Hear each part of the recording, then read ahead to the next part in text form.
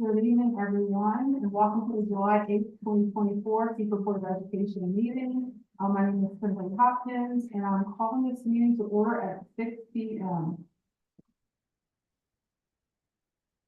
The next item on our agenda is installation of a new member, or I should say, returning member. Dr. Derek Savage. So we'll do that.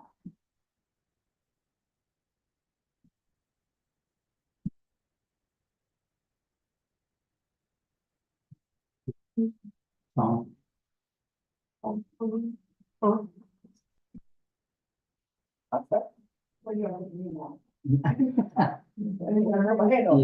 And I gotta raise, you gotta raise the right hand.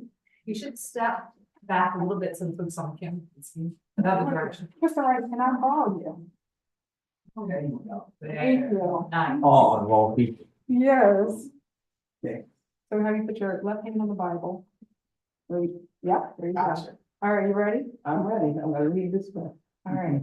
I do solemnly swear or affirm I do solemnly swear or affirm that I will support the Constitution that I will support the Constitution of the United States of of America, the United States of America, the Constitution of the the Constitution of the State of the Delaware, Constitution of the State of Delaware, and the laws of Delaware and the laws of Delaware governing public education, governing public education, and that I will and that I will faithfully discharge faithfully discharge the duties of the office the duties of the office of school board member of school board member according according to the best of my to the ability. best of my ability. And I do further solemnly And I do further solemnly swear or affirm swear or affirm that I have not directly that I am not directly or indirectly or indirectly paid, paid, offered, or promised to pay, offered, or promised to pay, contributed, contributed, or offered to, or promised to contribute or offered to or promised to contribute any money or other valuable any money or other valuable thing as consideration or thing as consideration or reward for the giving reward for the giving or withholding a vote or withholding a vote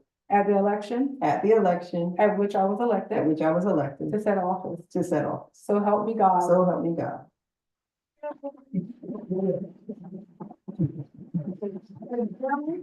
You were able to get a copy of this for you? You have one? Awesome. Thank you. Thank you. Thanks, sir.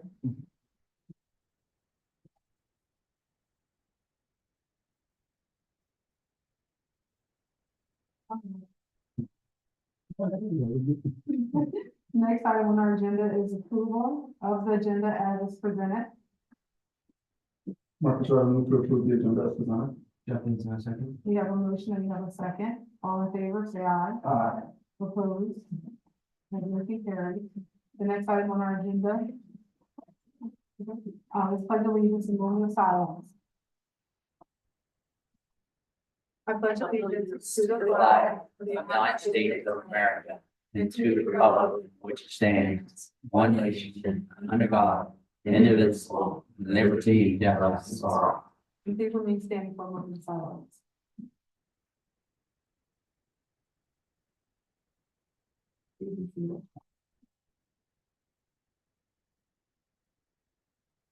The next item on our agenda is approval of the minutes from our June 17th, 2024 board meeting.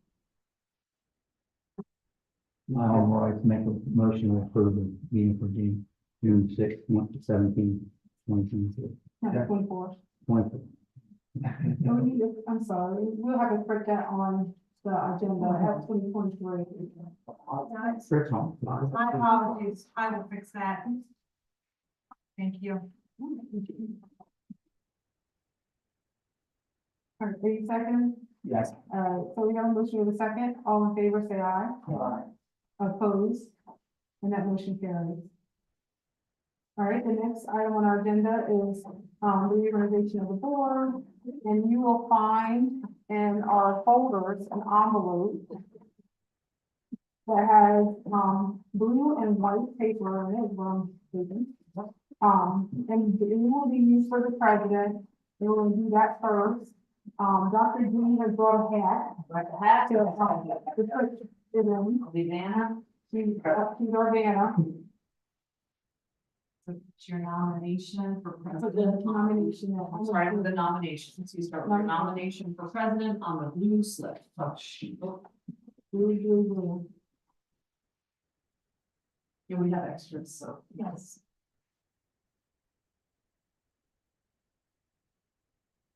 I'm sorry, Dana. All right. I'm patient like that. All right.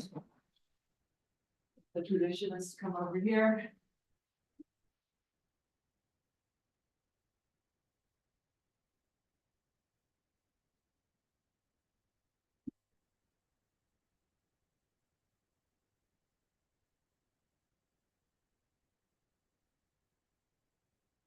We have nominations for Dr. Savage and Lynn Hopkins, so now we will vote for president, between him and there, so another blue piece, and please vote between Ms. Hopkins and Lynn Savage.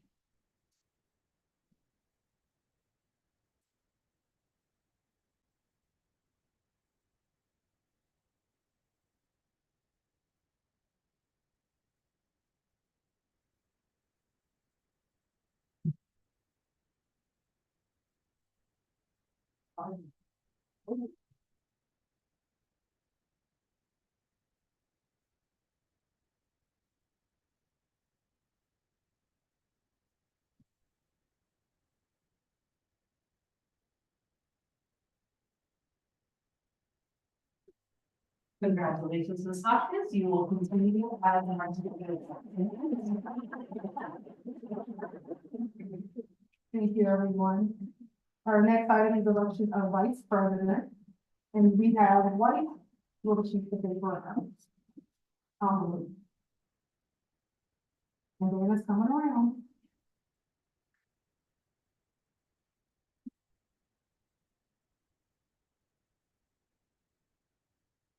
Either that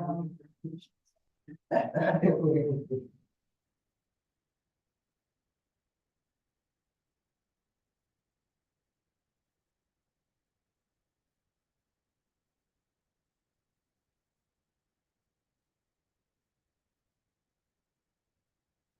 And by way of unanimous nomination, Dr. Benson will continue as our vice president.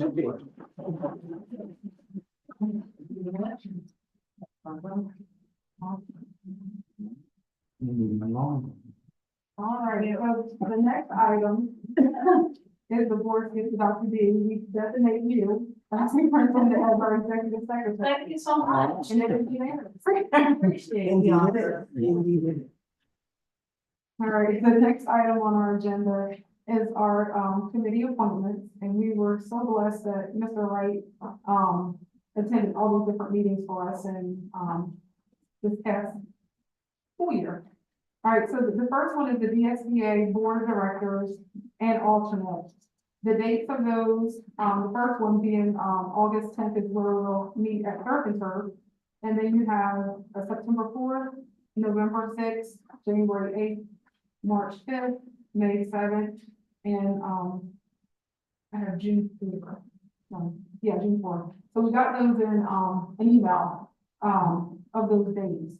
So who would be interested in on the DSBA Board of Directors? Mr. Wright, would you want to continue? I will continue. Mr. Wright. All right, do we have an alternate? I could be awesome. Dr. Benson, thank you. The next item is the DSBA Legislative Committee and alternate. Those dates are October 2nd, February 5th, April 23, and May 28th. And again, we would love to have you do it. We still have an interest, so going through the meetings, I know that policy and. Do we have an alternate? Thank you, Mr. Wright. I was alternate last year. I can continue if nobody else is interested. Thank you, Dr. Savage.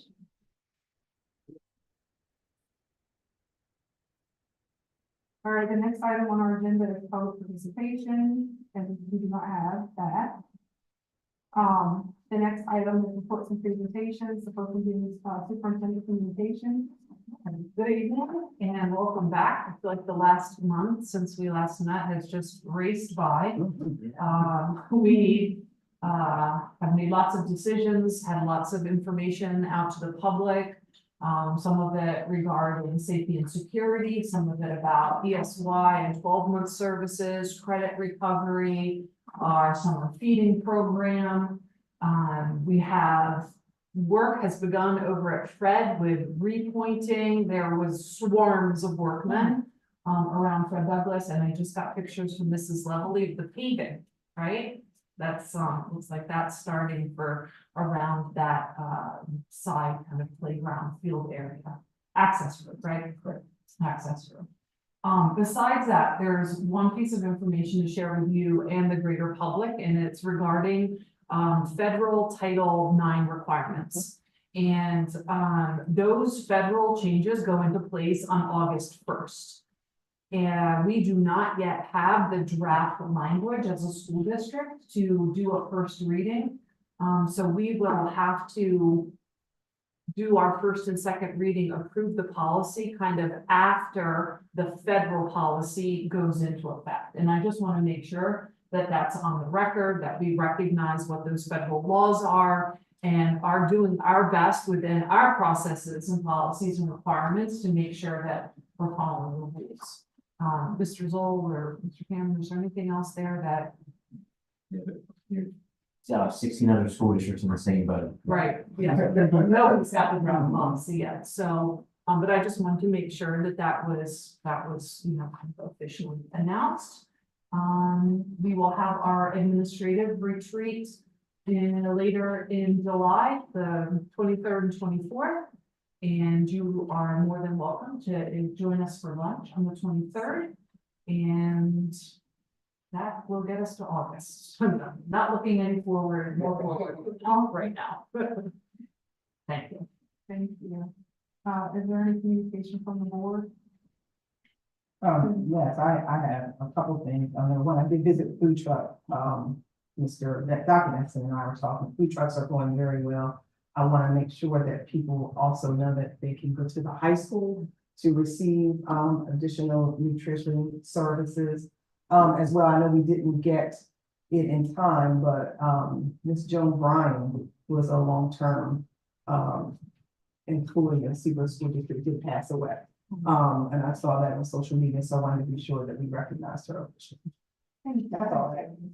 Okay.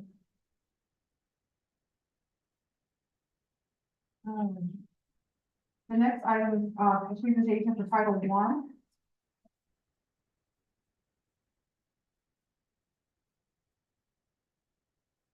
Good evening.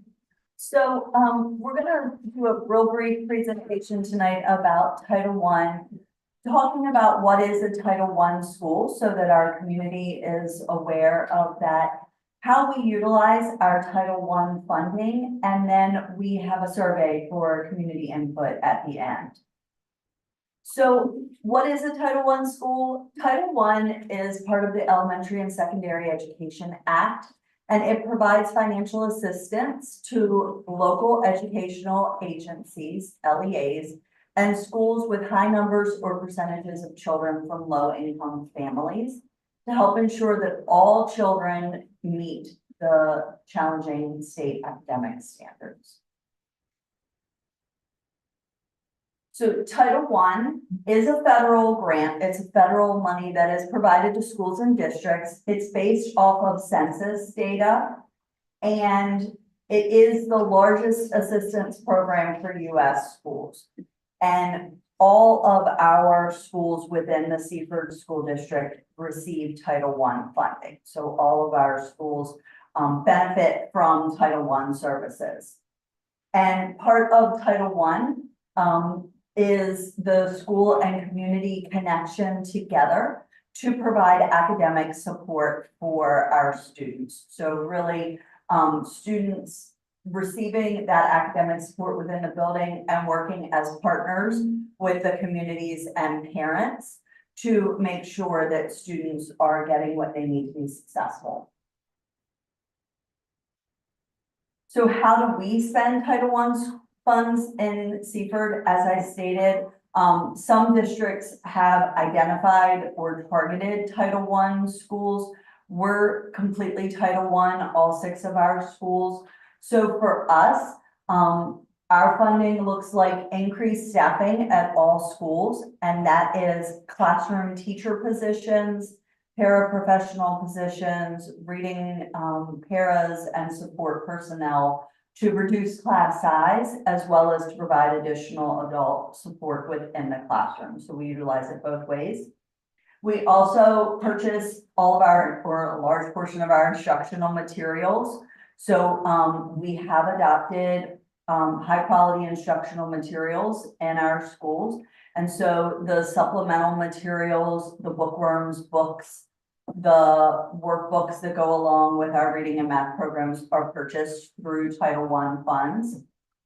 And we have also used it to provide professional development opportunities for our teachers and other staff members.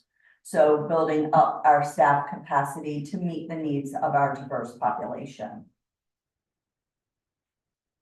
So as part of Title I, we are always seeking community input and for our board members and parents to provide us information about how they would like to see Title I funding used. So that is a QR code that people can scan if they're on the camera. And we can also post it on social media so that we can get that community input and use that information before we apply for our consolidated grant application through DOE. You can also be placed on the district website. Can it be placed on? Yes. Yes, that's not me. One of these fine people would happily do that for us. Awesome. All right, thank you. What is the threshold of, you said a percentage of high needs or whatever, low income students? What is that percentage, I guess, nationwide?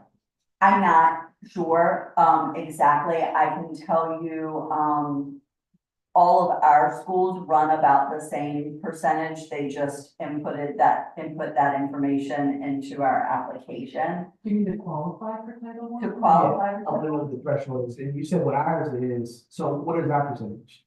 It ranges from our schools. We range from about 61% up through the low 70s, Okay. depending on the school. So Title I has actually been around for a long time. For those of you who remember Sesame Street, that was a Title I funded program. That was utilizing the TV to get out services to students who were living in the city and maybe experiencing poverty. So it's been around for a really long time. It is the largest federal program for schools. And as I said, we receive money for our students to help meet that need Yeah. that we have within our community. Yeah, I never knew what the percent or the threshold was to qualify. But I was get moving. It's 40%. Thank you.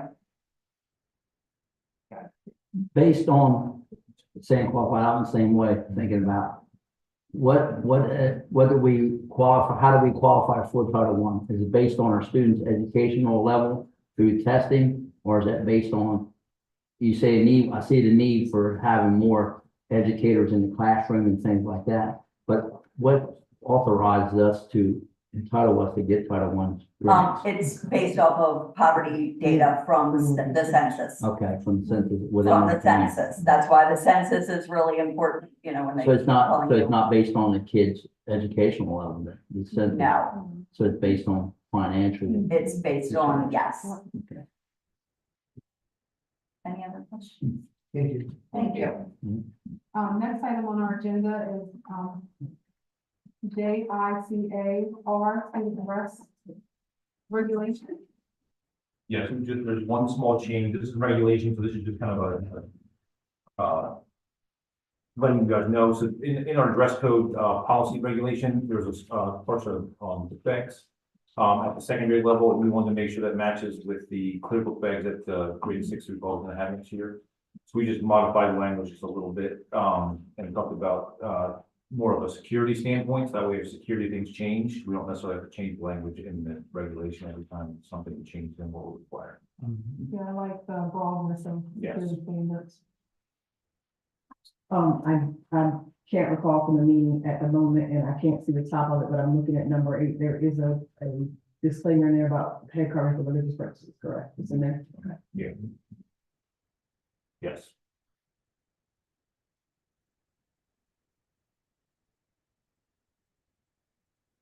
Any questions now? No. Has the district or the school received a bunch of calls in regards to the backpack situation? I mean, I received Yeah. one. Yeah, and I've gotten 2, and That means that the marketing that went out, but And the questions were, well, one person thought we should also have clear purses, so if anything, it's like once more. And then another person thought that maybe clear backpacks for staff members might be something to explore. And then the last one we got today was whether clear backpacks with small appliques or like decals. So we're gonna navigate our way through those things.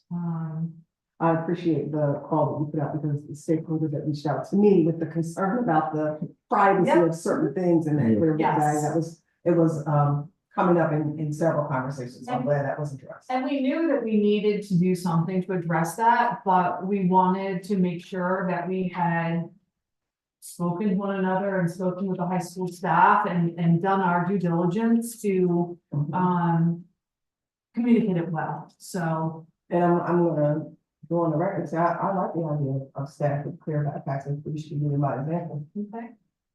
Thank you so much, we said. Really good. All right, next item on our agenda is, the proposed board meeting dates for 2024-25. For next year, for this year. So I looked at them and hope everyone did. We also have a copy inside our folder. I know right now that July 7th, I won't be at that meeting. So I don't know, everyone has to be there or we can put it on the page. And it's your decision for the reorganizational meeting for next year, so you guys can.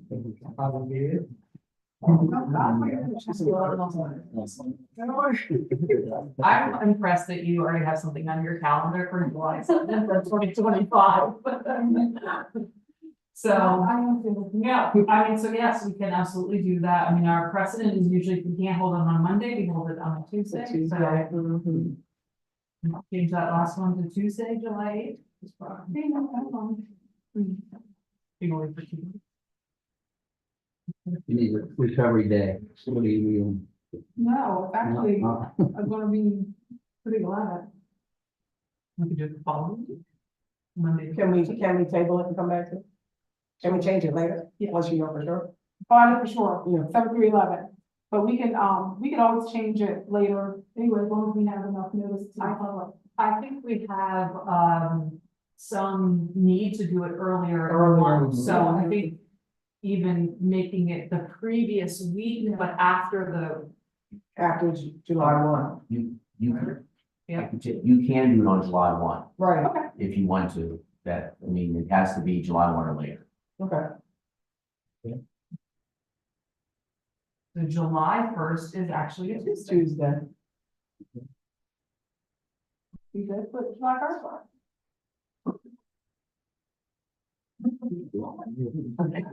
It's fine. We're the only ones, you're the only one looked that far out. July administrative body. Yeah. Y'all are funny. Oh, shucks. All right. So we do need a motion to approve these dates. Dear Savage, I move to approve the meeting dates and times for the next school year with the adjustments. Second. Have you have a motion with a second? All in favor, say aye. Opposed? And that motion carried. All right, next item, school choice, we have none. And then the next item is 2.03 EBC, emergency policy, and that is Mr. Zoll.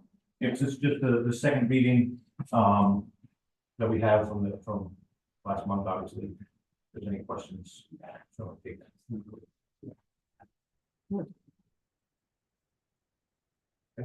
Thank you. All right, we need a motion to approve the second reading. That means I'll make a motion to approve the second reading of EDC emergencies policy. Marcus Rose. All right, we have a motion, we have a second.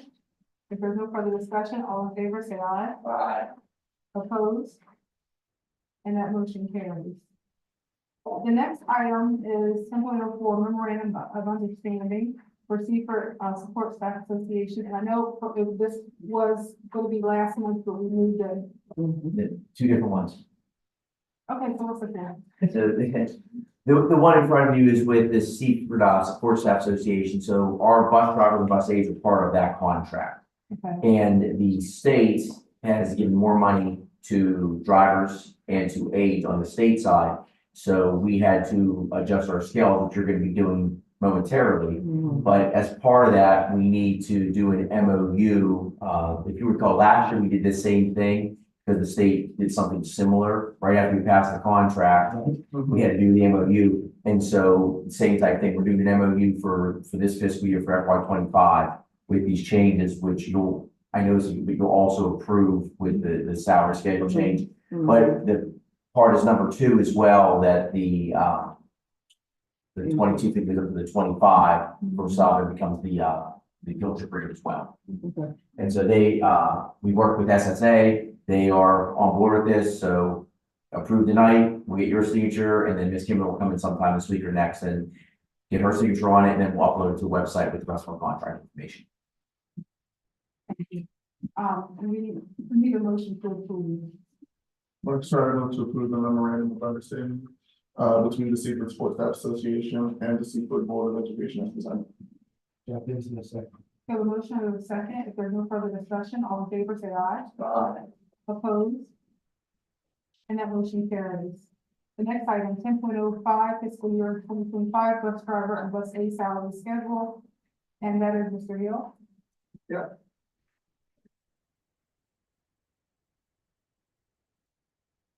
This one, yeah. So what you'll see is a base rate start for step 1 at 25 for drivers and 1770 for aides. Then you'll see the normal growth that we have in that for years of, not years of service, but steps and experience, so to speak. You also see that our sub rate has changed for both drivers and aides to that base rate that's presented in the MOU. Any questions? There's no question, we need a motion to approve. Jeff Benson, I make a motion to approve FY 2025 bus driver and bus aide salary schedule. Mark Sarno. We have a motion and we have a second. All in favor, say aye. Opposed? And that motion carries. Next item is 10.06 fiscal year 2025 custodian salary schedule, and that's Mr. Hill. You did approve, yes, you did approve this already. The difference is like the state made a change from the operating budget when it was approved to the grant and aid budget. And they actually adjusted the state scale just for the custodians. There's a set of trainings that the custodians need to go through to actually get stipend. And they were doing away with that stipend, but what they wanted to go back and do is put that stipend amount in the base salary. So what they did is a grant and aid. It was like I think it was like a 33-page bill that included additional items they put in, and that has, that's basically got this reflected in it. That's not a normal thing, they said, that normally happens, but somebody really wanted to get it in, and so they were able to get it in that way. And you'll also see that y'all had approved this prior, and I think in the prior one, it said the old rate, which was 14, and it's 15.25 for FY 25 instead of calendar year 25. Because I think that was the clerical error that we made, is that it was supposed to be, because it's actually going up in January for everyone, but we're making the change ahead of time, just to kind of get that. All right, if there's no further questions, we need a motion to approve. I'm all right to approve if we accept it. Yeah. Steve? There's that in a second. So the motion, we have a second. All in favor, say aye. Opposed? And that motion carries. Next item is 10.07 fiscal year 2025, cafe worker salary schedule, and there is Mr. Hill. You'll see basically this is the same chart, but if you go down to the bottom, all we're modifying for this is the actual for FY 25, the nutrition services substitute rate will be 15.25 an hour. So that's basically to match the change in the prior one, but it's a change in minimum wage as we go forward. Are there any questions from Mr. Hill? None? We need a motion to approve. If this is gonna make a motion to approve FY 2025 cafe worker salary schedule. Yes, that's a. We have a motion, we have a second. All in favor, say aye. Opposed? And that motion carries. Next item on our agenda is executive session for personnel matters and legal matters. And I need a motion to enter into executive session. Things for executive session. Second. We have a motion, we have a second. All in favor, say aye. Opposed? And it is 6:31 p.m.